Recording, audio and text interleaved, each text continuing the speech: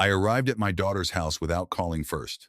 On the morning of the 4th of July, I found my 6-year-old granddaughter locked outside on the back porch, barefoot on the hot concrete, a garden hose looped around her wrist like a leash tied to the railing.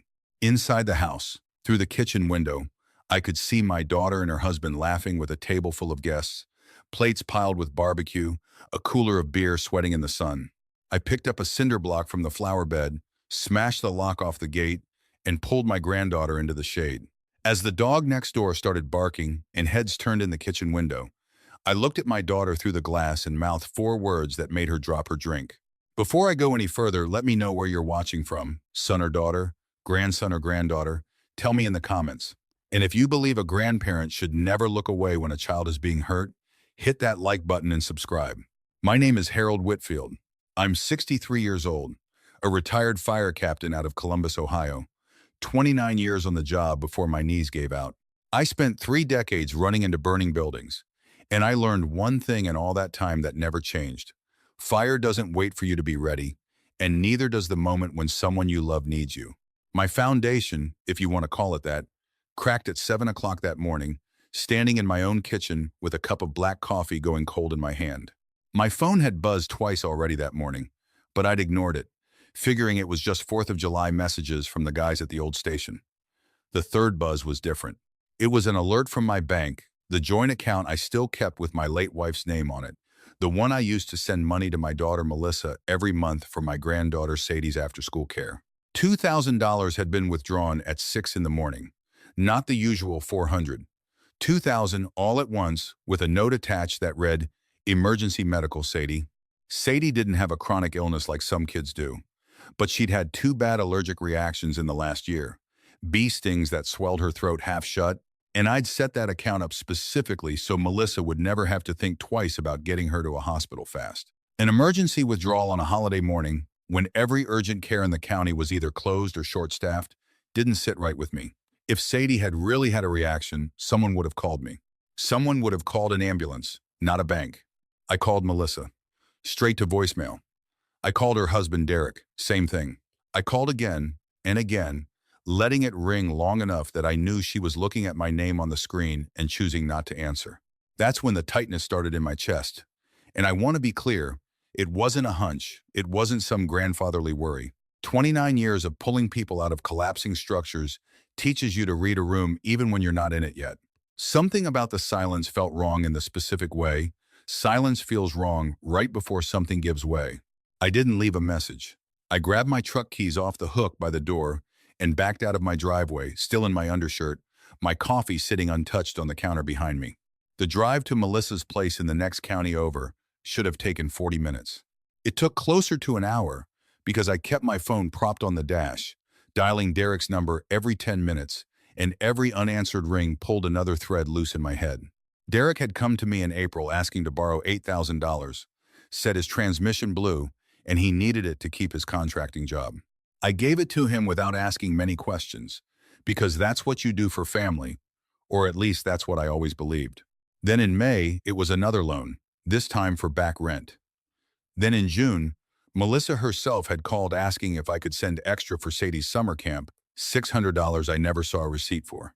Every time I asked a simple question about where the money actually went, the answer got vaguer and the tone got sharper, like I was the one being unreasonable for wanting to know.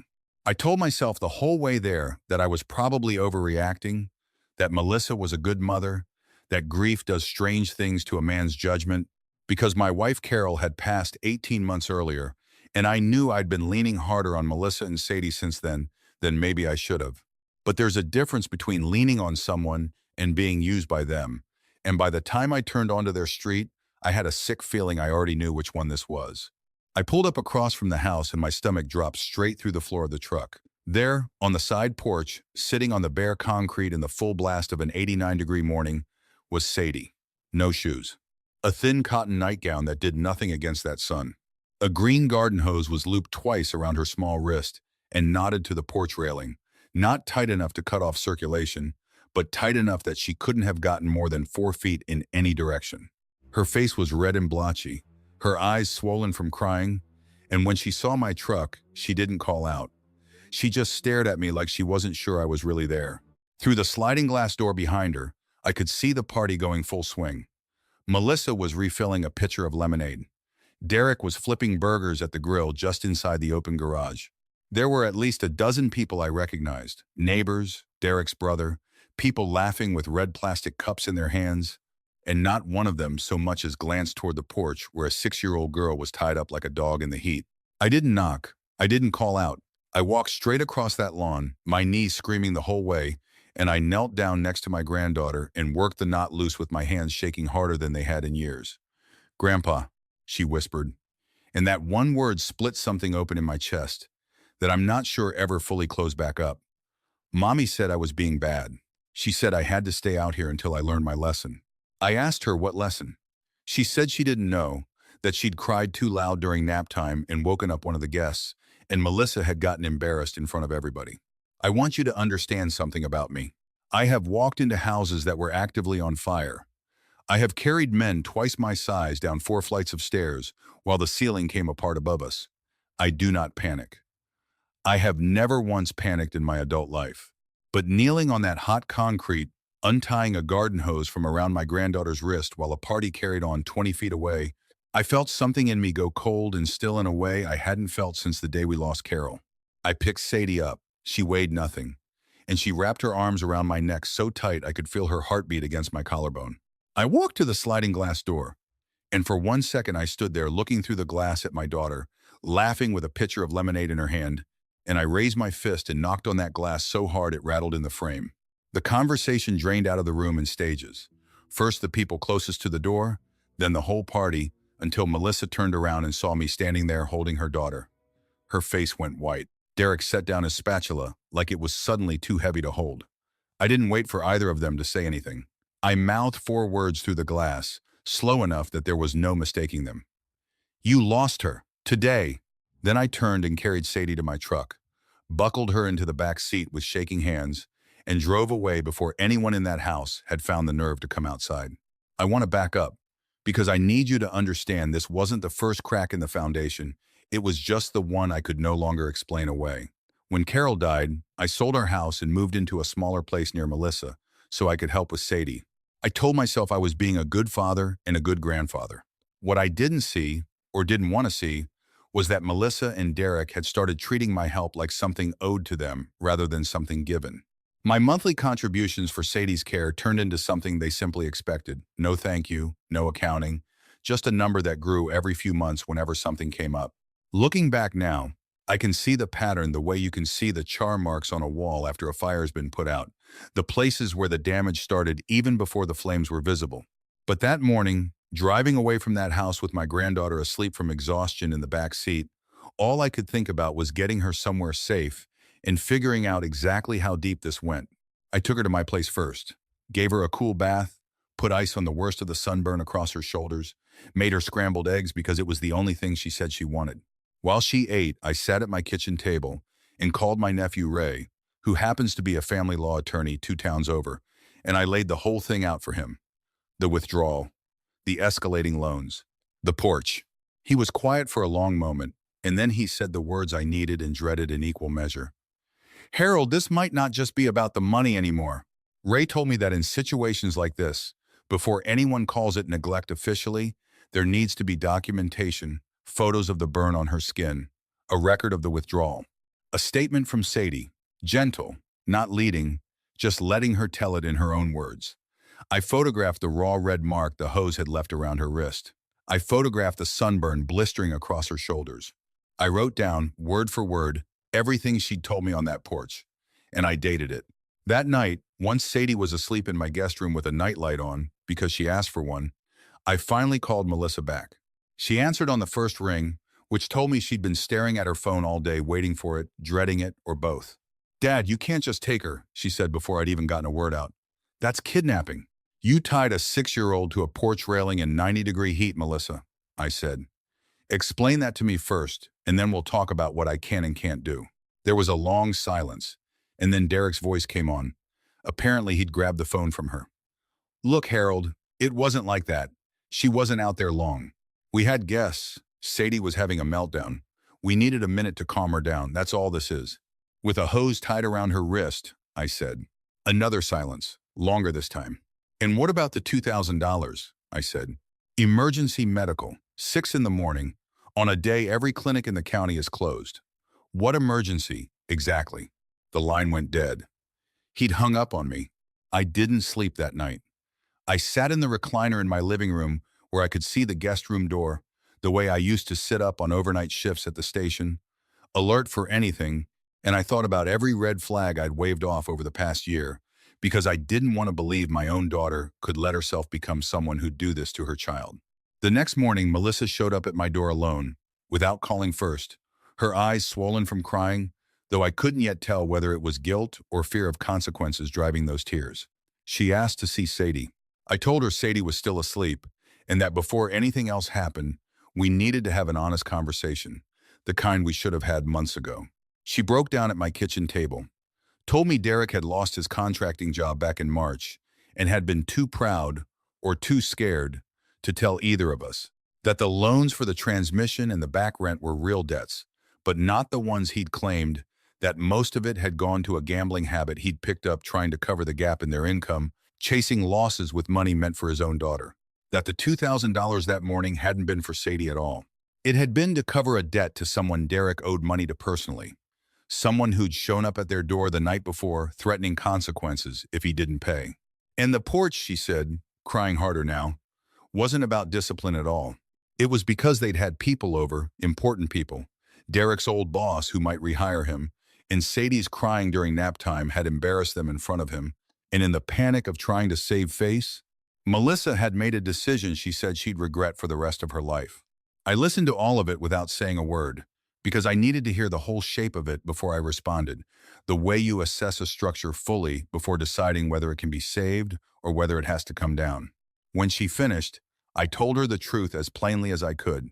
I told her I loved her, that I would always love her, but that loving her did not mean I would ever again look away while she or Derek put Sadie in harm's way to protect their own comfort or their own pride. I told her that starting that day, Sadie would be staying with me, not as a punishment, but because a 6-year-old needed to live somewhere she wasn't tied to a porch railing when she cried too loud. Melissa didn't take that well. She said I was overreacting, that one bad decision on one bad day didn't make her an unfit mother, that I had no legal right to keep her daughter from her.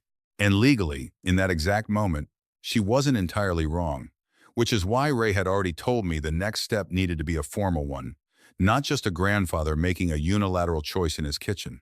Within the week, Ray had filed for emergency temporary guardianship on my behalf, citing the documented injury, the financial exploitation of a fund meant for the child's medical care, and a sworn statement from Sadie's school counselor, who it turned out had already flagged 2 prior incidents that year.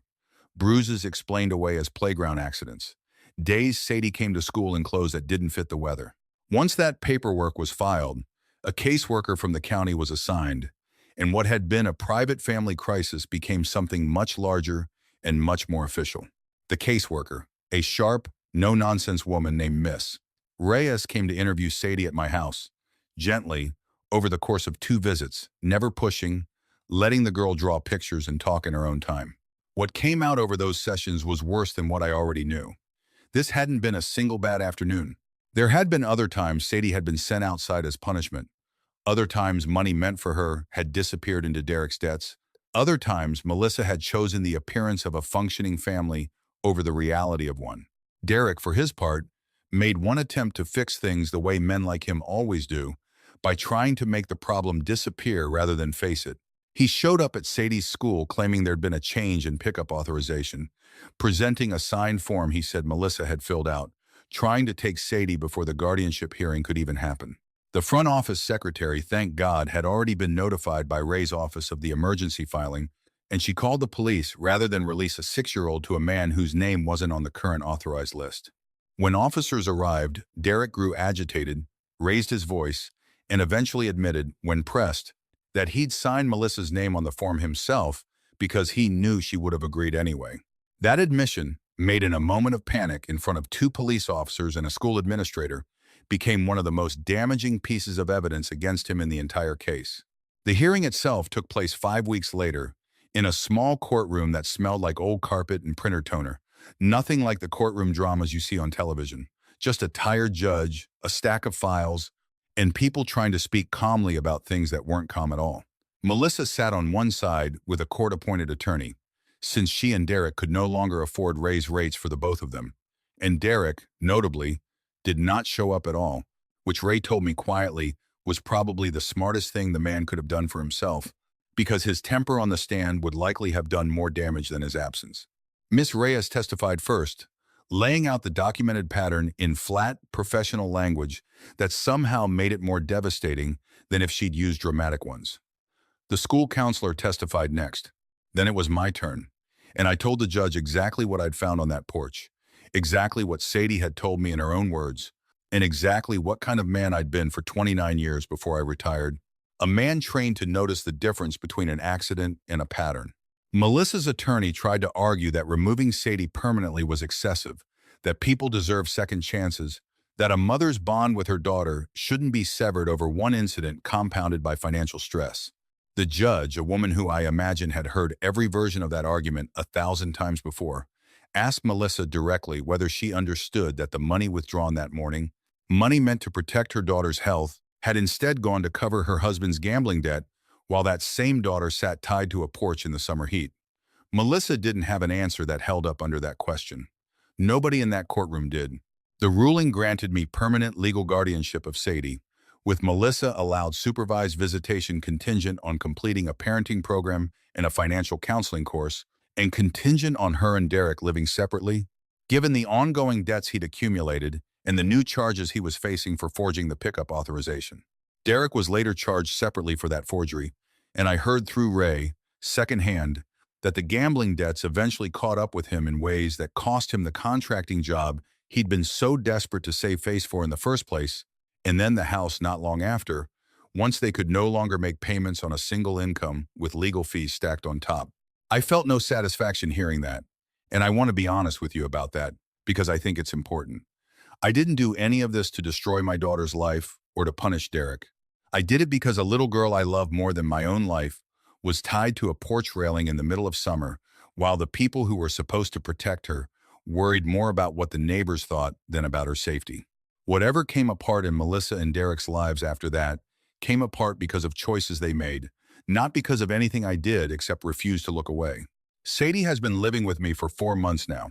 Her allergist confirmed the reaction risk is well managed, as long as she has her medication on hand, which she always does now.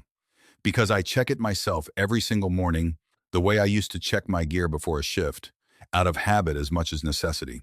She sees a child therapist twice a month, a kind woman named Dr. Patel, who Miss Reyes recommended.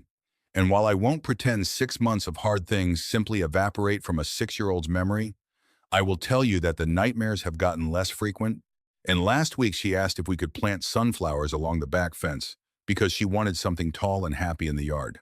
I built her a treehouse in the old oak out back. Nothing fancy, just sturdy, load-bearing, built the way I was trained to build things, to hold weight without ever giving way. Some evenings we sit up there together after dinner, and she tells me about her day at school, and I listen the way I wish I'd listened more closely a year ago. Before all of this, back when I mistook silence for peace instead of recognizing it for the warning sign it actually was. Last night, after a 4th of July barbecue of our own, just the two of us and a couple of neighbors who'd become like family, Sadie climbed up into my lap on the porch swing, the same kind of porch where I'd found her 4 months earlier, except this time there was no hose, no lock, no heat pressing down without mercy, just the two of us and the sound of distant fireworks starting to pop against a darkening summer sky. "Grandpa," she said, "are you going to keep me forever?" I told her yes. I told her some things, once they're truly broken, you don't patch them back together and hope they hold. You tear them all the way down to solid ground and build something new, something meant to last, with people who will actually hold the weight instead of adding to it. I told her that's what we were doing, the two of us, brick by brick, and that this new foundation was never going to crack, not on my watch, not ever.